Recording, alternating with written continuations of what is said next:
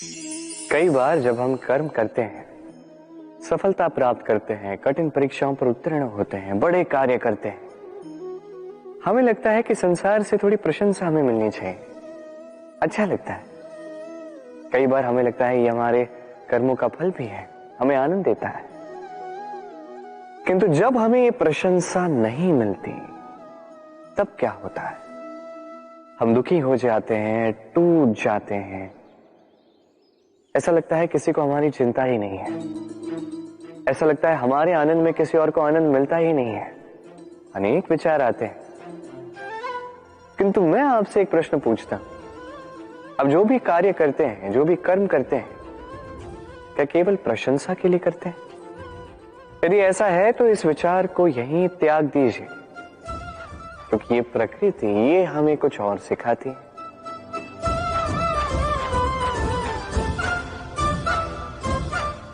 इस पुष्प को देख लीजिए,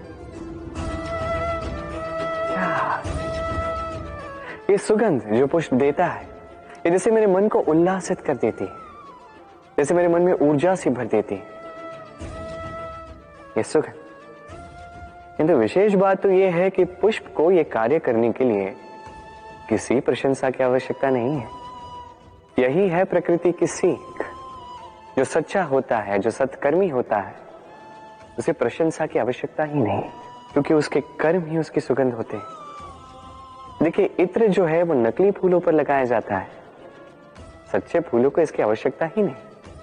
इसी प्रकार आप भी कर्म करते जाइए एक शुभ भाव के साथ। इस मन को सदैव सदैव शांत रखिए, साफ रखिए। यदि ऐसा करोगे तो आपके कर्म इस प्रकार सुगंधित होंगे कि आपके जीवन में केवल और केवल आनंद ही होगा। तो इसी आनंद के साथ कहिए, राधे राधे।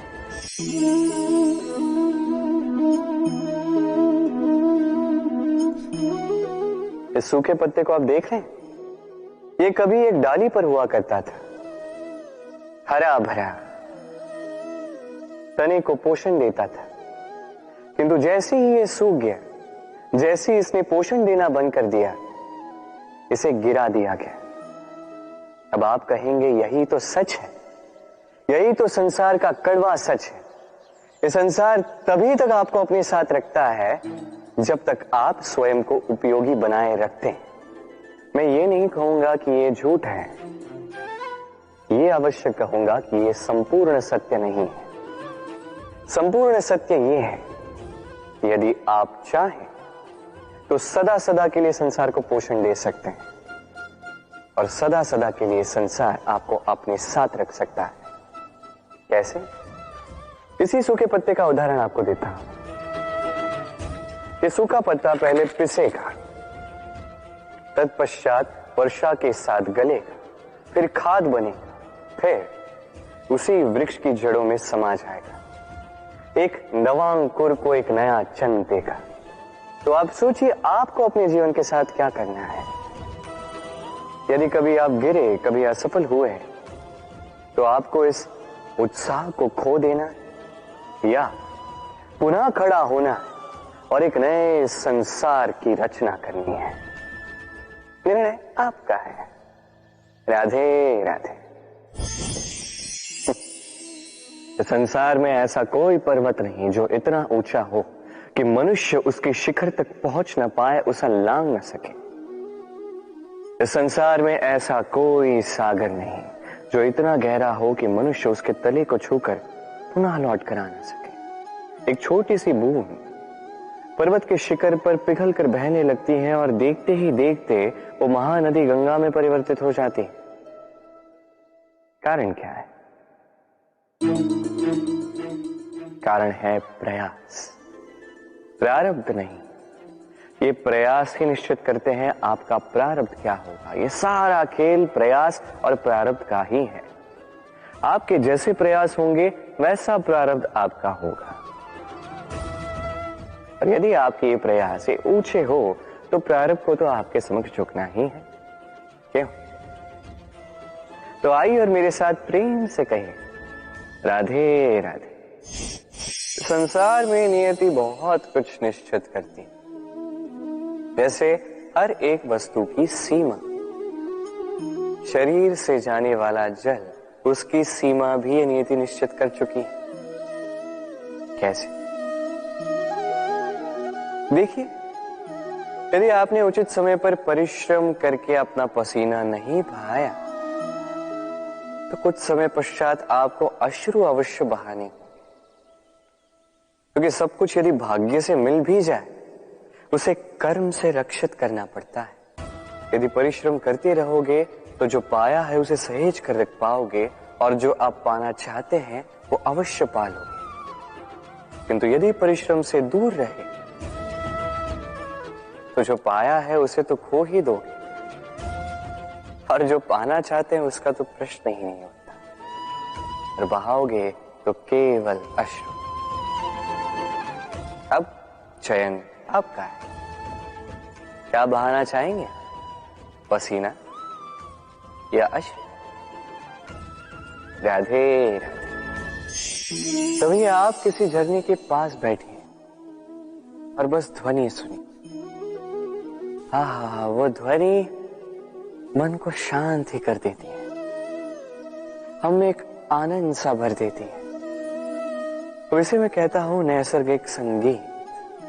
कभी सोचा है ये संगीत उत्पन्न करने के लिए जल को कितने परिश्रम करने पड़े, क्या कुछ करना पड़ा? सोचिए वो जल कहां कहां से गिरा होगा, किन किन चट्टानों से जाके टकराया होगा, कैसी तीक्ष्ण रेखाओं का सामना किया होगा, उसे कैसे लांघा होगा, अपने तन में समाहित उन पत्थरों से कैसे संघर्ष किया होगा, कैसे आगे बढ़ा होगा। सोचिए ये सब होने के पश्चात ही ये संगीत सुनना संभव था। ये झरने का ये सुंदर संगीत आपके कान तक कभी पहुंचता ही नहीं यदि उस जल का विरोध करने वाले पत्थर ना होते। इसका तात्पर्य क्या है? तात्पर्य एक ही है, इन बाधाओं का सामना करें, इनसे दूर ना भागे, क्योंकि ये बाधाएं ये नैसर्गिक है। सभी के जीवन में ये बाधाएं आती हैं, इनका सामना करें, जीवन में आगे बढ़ें। और आप भी स्वयं से उत्पन्न कीजिए नैसर्गिक संगीत, और इस संसार में फैलाइए शांति और प्रसन्नता। राधे राधे। इस जीवन में मनुष्य केवल 3 चीजों के पीछे भागता है, छाया अर्थात सहारा, संबंध, काया अर्थात सुंदर सुबल शरीर, और तीसरी माया अर्थात ऐश्वर्य। अब अचंभित करने वाली बात यह है कि समय आने पर यही 3 वस्तुएं हैं जो सबसे पहले आपका त्याग करती है। अंधकार में छाया आपको त्याग देती है, बुढ़ापे में काया आपको त्याग देती है, और अंत में ये माया भी आपको त्याग ही देती है। ये कुछ काम नहीं आता जिसके पीछे आप जीवन भर दौड़े जा रहे थे। यदि कुछ काम आता है तो वो है आपका प्रेम पूर्ण व्यवहार जो आपने संसार को दिया। ये प्रेम ही है जो अंधकार में दिया बनकर आपको प्रकाश देगा। ये प्रेम ही है जो बुढ़ापे में हाथ बनकर आपको शक्ति देगा, सहारा देगा। और जब आपके पास धन नहीं होगा तब यही प्रेम आपको संयोग देगा। इसलिए इस जीवन में यदि कुछ कमाना है तो केवल प्रेम कमाएं। यदि आप भी मेरी भांति दूर की सोचते हैं तो केवल प्रेम कमाएं, और आप इसी प्रेम के साथ कहीं राधे राधे। कई बार मनुष्य अतीत को देखता है, आज अहंकार में भर जाता है। कभी वर्तमान को देखता है, भविष्य के विषय में सोचता है, मद में चूर हो जाता है। क्यों नहीं समझ पाता एक सरल सी बात? ये सृष्टि जो है, ये सृष्टि एक चक्र है जो बार बार आपको दोहराएगी, कठिन से कठिन परीक्षाओं पे आपको उतारेगी, जिस पर आपको उत्तीर्ण होना ही है। जो कल था वो आज नहीं है, ये सभी को ज्ञात है। जो आज है वो कदाचित कल नहीं होगा, ये भी आपको मानना होगा एक मुस्कुराहट के साथ। आपको शांत रहना है और कभी भी इस मन में अहंकार उत्पन्न होने नहीं देना है। बनिए उस हिमखंड की भांति। कदाचित वो इसलिए इतना ठंडा रहता है क्योंकि उसे ज्ञात है वो कल जल के रूप में था, आज बर्फ के रूप में तो है, किंतु कल पुनः वो जल के रूप में ही जाएगा। स्वयं को शांत रखें। कदाचित आज आप सफलता के शिखर पे हो, कदाचित ना। आपको हर एक दिन अवश्य देखना है। बस निरंतर प्रयास करते रहिए, हर परिस्थिति के लिए सज्ज रहिए और इसे संतुलन मिला है। आपका कल हो आज या कल, आपके अच्छे दिन हो या बुरे दिन, सब पवित्र हो जाएंगे। तो आइए और मेरे साथ प्रेम से कहिए राधे राधे। कभी दीपक जलाते जलाते आपका हाथ जला है? एक बार स्मरण कीजिए वो अनुभव। अब भी मन में पीड़ा की एक लहर ऐसे दौड़ जाएगी। कभी चलते चलते पांव में कांटा चुभा है? स्मरण कीजिए, अब भी मन में पीड़ा की एक लहर ऐसे दौड़ जाएगी। ऐसा क्यों होता है? आपको पीड़ा केवल तब हुई थी, किंतु यदि आज भी स्मरण करो तो वो पीड़ा आपके मन में, आपके बुद्धि में रह ही जाती है। ऐसा क्यों होता है कि जीवन में जब भी हम पीड़ा का अनुभव करते हैं, तत्पश्चात कहीं ना कहीं उस पीड़ा को हम अपने साथ लेकर चलते हैं? कारण एक ही है, चिंता।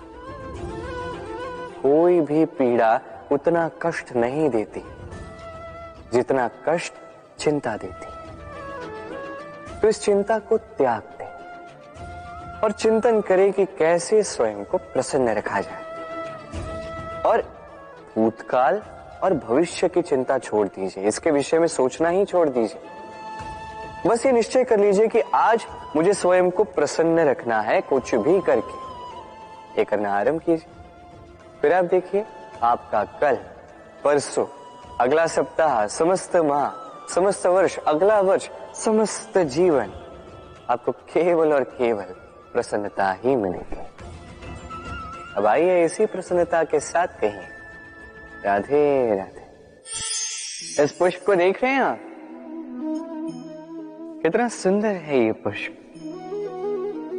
हर कोई चाहता है कि ऐसे किसी पुष्प को वो अपना ले, अपने पास रखे। अब सोचिए, पुष्प को ये जो सम्मान मिलता है, ये किस कारण से मिलता है? केवल इसलिए कि ये सुंदर है? चलिए आपको कुछ समझाता। ये पुष्प जब डाली पर होता है, सुगंध से हमें आकर्षित करता है। इसी पुष्प की यदि आप माला बनाओ, किसी मूर्ति पे चढ़ाओ, तो यह आदर का प्रतीक बनता है। अब यही पुष्प यदि आप शैया पे बिछा दो, तो आप वो दृश्य देखकर, आप उस सुगंध से आपका मन प्रफुल्लित हो जाएगा। किंतु सोचिए, यही पुष्प यदि ये आप अर्थी पर सजाते हैं, तो इस पुष्प का कोई सम्मान नहीं करता। कैसी बात है? वही पुष्प है, इस परिस्थिति में इसे सम्मान मिल रहा है, इसमें नहीं मिल रहा। क्यों? क्योंकि यही छिपी है एक महत्वपूर्ण सीख। इसका सार ये है कि सम्मान व्यक्ति या वस्तु का नहीं किया जाता, सम्मान किया जाता है समय और स्थिति का। अब समय जो है, समय हमारे वश में तो है नहीं, हमारे वश में है स्थिति। हमारी स्थिति कैसी होगी, इसका निर्णय स्वयं हम लेंगे, और जैसी हमारी स्थिति होगी वैसा हमारा सम्मान होगा। तो आइए मेरे साथ प्रेम से कहिए राधे राधे। भगवान, हर कठिन परिस्थिति में यही नाम है जो हमें हल देता है। व्यक्ति जाता है, भगवान की पूजा करता है, आराधना करता है, पाठ पढ़ता है, मंदिर में जाता है, घंटी बजाता है, भगवान को उठाता है, और फिर आरंभ होते हैं सारे प्रश्न। हे भगवान, मेरे साथ ऐसा क्यों हो रहा है? क्यों मेरे ही जीवन में इतना दुख है? मैं कैसे इसका सामना करूं? मुझे ही क्यों इतना दुख भोगना पड़ रहा है? हे भगवान, मैं क्या करूं? मेरी सहायता कीजिए, कोई मार्ग दिखाइए।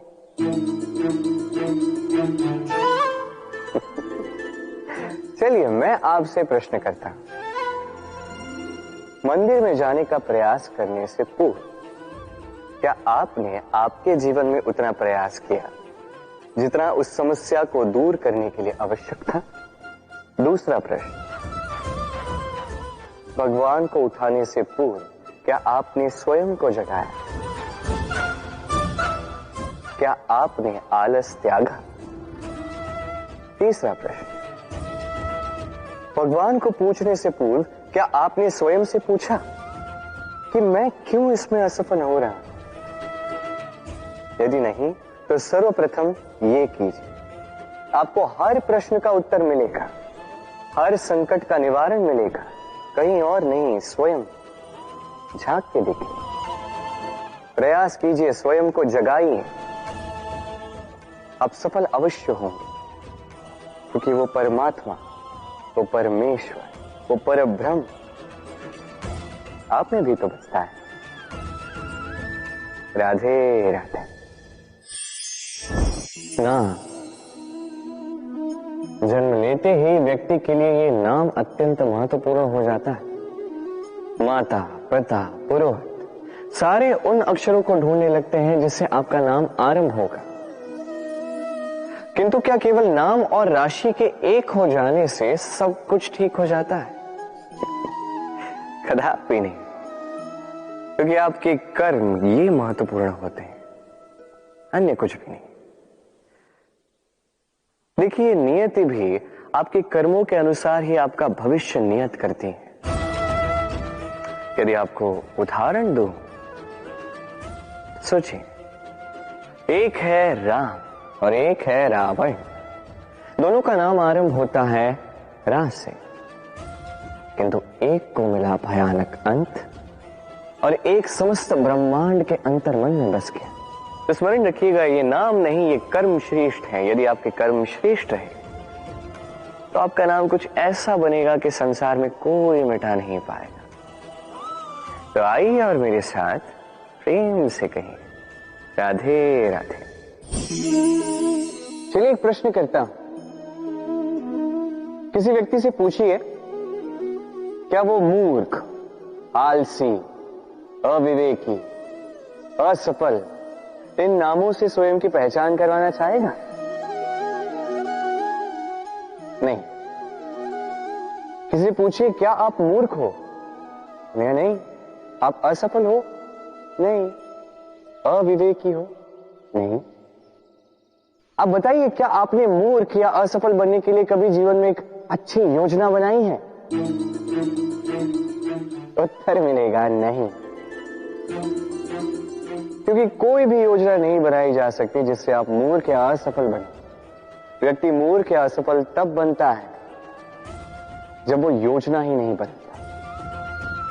देखिए, छोटा सा जीवन, इसे नियोजित करें ताकि अधिक से अधिक लोगों को आप जोड़ सके, अधिक से अधिक प्रसन्नता पा सके, अधिक से अधिक सफलता प्राप्त कर सके, अधिक से अधिक लोगों का मार्गदर्शन करके उनका कल्याण कर सके। असफल रहकर घर पे बैठने से अच्छा ही है कि आप एक योजना बनाकर असफल हो, क्योंकि तब आपके पास एक और विकल्प होगा, एक नई योजना बनाने का, उसे साकार करने का। क्योंकि कोई ना कोई योजना तो होगी जो आपको आपके लक्ष्य तक पहुंचा दे। क्यों? राधे राधे। सूर्य किसी के लिए ऊर्जा दाता ईश्वर, तो किसी उल्लू के लिए आग बनकर देने वाली प्रकाश पुंज। नदी किसी के लिए प्यास बुझाने का स्रोत, तो किसी के लिए बाढ़ बनकर विनाश कर देने वाली विपदा। सागर किसी के लिए खारे पानी का भंडार, तो किसी के लिए अनंत जीवों का सार। प्रश्न यह है कि हर एक व्यक्ति के लिए किसी भी भाव या वस्तु की परिभाषा भिन्न क्यों होती? जो किसी के लिए विष, वो किसी के लिए अमृत क्यों? जो किसी के लिए अमृत, वो किसी के लिए विष क्यों? उत्तर सरल है, हम वस्तुओं को या भावों को वैसे नहीं देखते जैसे वो होते हैं, हम वस्तुओं को या भाव को वैसे देखते हैं जैसे हम होते हैं। अब इसका निवारण क्या? स्वयं को शुभ कीजिए, सब कुछ शुभ हो जाएगा। राधे राधे। सत्य और असत्य दोनों में अंतर क्या है? अंतर है तो केवल अ का। अब अ से होता है आरंभ, अ से होता है अंत। सत्य वो है जहां सारे मार्गों का आरंभ होता है, असत्य वो जहां सारे मार्गों का अंत होता है। अब इनके पांव तो नहीं होते, किंतु फिर भी ये निशान छोड़ ही जाते हैं। सत्य वो निशान छोड़ता है जो एक उत्तम उज्जवल उदाहरण बनता है, और असत्य वो उदाहरण छोड़ता है जो एक कलंकित इतिहास बन जाता है। अब आप आने वाले समय के लिए कौन सा निशान छोड़ेंगे? निर्णय पूर्णतः आपका है। राधे राधे।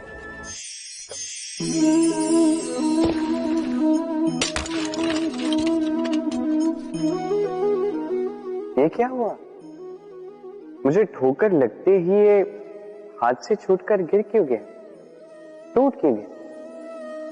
अब आप कहेंगे ये तो ऐसा ही होता है इस जीवन में, इस संसार में। ठोकर लगने के पश्चात हमारे हाथ जो भी होता है वो छूट जाता है, जो बनता है वो टूट ही जाता है। किंतु क्या ये सत्य है?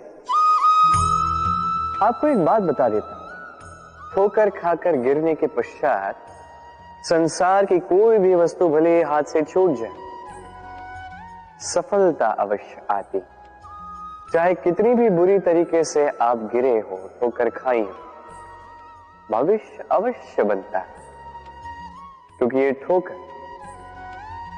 असफलता, ये कठिनाई, ये हमें ऐसे निखारती है जैसे अग्नि स्वर्ण को। इसलिए जीवन में केवल आगे बढ़ते जाइए, दृढ़ निश्चय के साथ बढ़ते जाइए, और ठोकर खाकर गिरने से कभी भयभीत मत होइए, क्योंकि ये आने वाली सफलता का संकेत।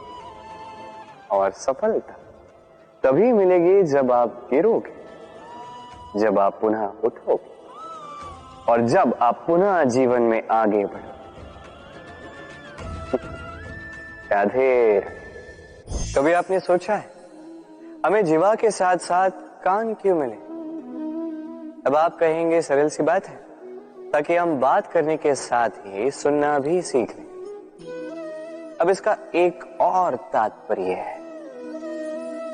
पहले मुझे बताइए, स्वयं की प्रशंसा सुनना किस किस को अच्छा लगता है? सभी को अच्छा लगता है।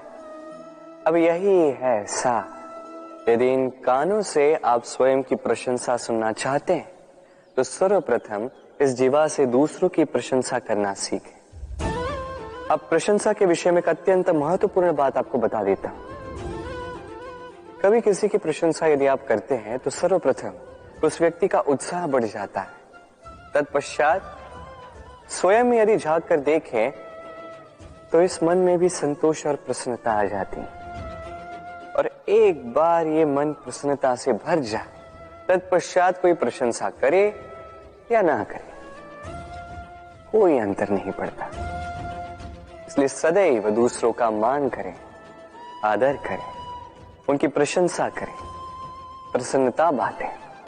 जिनमें जो भी अच्छाइयां हैं उन्हें बताएं, उन्हें स्मरण करवाएं कि वो भी अच्छे हैं, उनका उत्साह बढ़ाएं, वो जीवन में आगे बढ़ेंगे और ये जीवन आपको कभी पीछे नहीं रहने देगा। राधे राधे। प्रेम, घृणा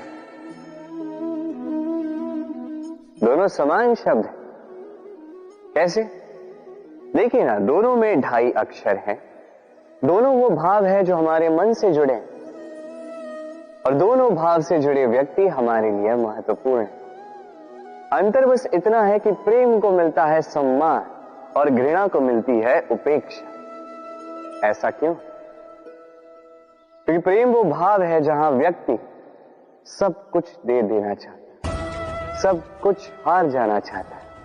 वही घृणा ऐसा भाव है जहां व्यक्ति सब कुछ पा लेना चाहता है, सब कुछ जीतना चाहता है। फिर भी प्रेम ये भाव कभी आपको हारने नहीं देता, और घृणा ये भाव आपको कभी जीतने नहीं देता। अब क्या करेंगे? एक ही जीवन है, घृणा के साथ व्यतीत करेंगे या प्रेम के साथ? मैं तो प्रेम को ही चुनूंगा। राधे राधे।